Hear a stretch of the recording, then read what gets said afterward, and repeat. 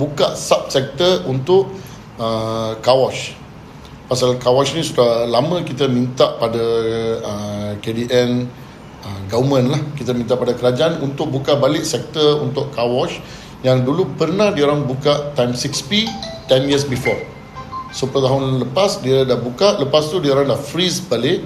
Then diorang ada buka balik, bukan buka balik, dia ada open guidelines untuk car wash pada 2020. Lepas tu kes tu diorang dah stop time tu.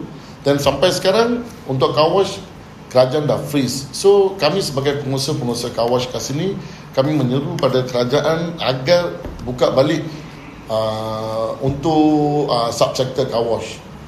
Pasal kami kat sini, kami memang menghadapi pelbagai masalah kerana kami nak buat satu bisnes tu sebagai legal business. Tapi bila kita tidak dapat pekerja tempatan, so kita terpaksa ambil pekerja asing. So bila kita ambil pekerja asing tu kerajaan tak bagi permit. So bila tak bagi permit, kerajaan salahkan kita, kami menggajikan orang illegal. So kita tak nak jadi benda tu jadi isu besar. Dan kerana sebenarnya orang tempatan kita memang kita nak gajikan diorang, tapi masalah yang kita hadapi, diorang nak Sabtu Ahad cuti. Tapi Sabtu Ahad yang ramai nak cuci kereta. Pasal apa? Diorang yang public, diorang cuti pada Sabtu Ahad. So memang kita tak dapat bagi cuti untuk diorang. Yang tu satu. Lepas tu bila kerja tu, kalau panas, lepas tu kerja tu kotor, orang Malaysia memang diorang not willing. So kerajaan kata bagi kemudahan yang baik dan bagi gaji yang baik. So kalau kita nak bagi semua yang kerajaan minta, satu kereta yang sekarang kami cuci untuk RM15, kita kena cuci untuk RM30. Kalau kita nak bagi semua apa yang diorang perlukan.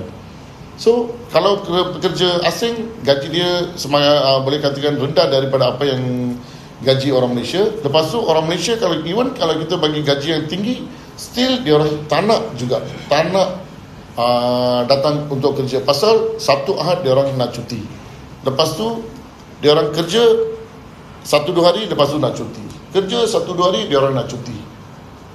Tengah panas, diorang tak boleh kerja. Kami dah biasa dah benda-benda macam ni dah berlaku. Dulu kami pernah bagi memorandum dekat KDN. End of the day, kami tak dapat apa-apa feedback. Lepas tu tahun lepas kami ada bagi memorandum dekat KPDN juga. Kami tak terima sebarang answer feedback daripada KPDN. So benda ni macam berterusan, tapi tak ada sesiapa pun yang memberikan orang kata tak pentingkan apa yang masalah kami yang kami hadapi selama ni. So kami nak pihak kerajaan atau badan-badan bertentu tolong bantu pihak pengusaha-pengusaha car wash di seluruh Malaysia, bukan untuk kami saja, untuk seluruh Malaysia.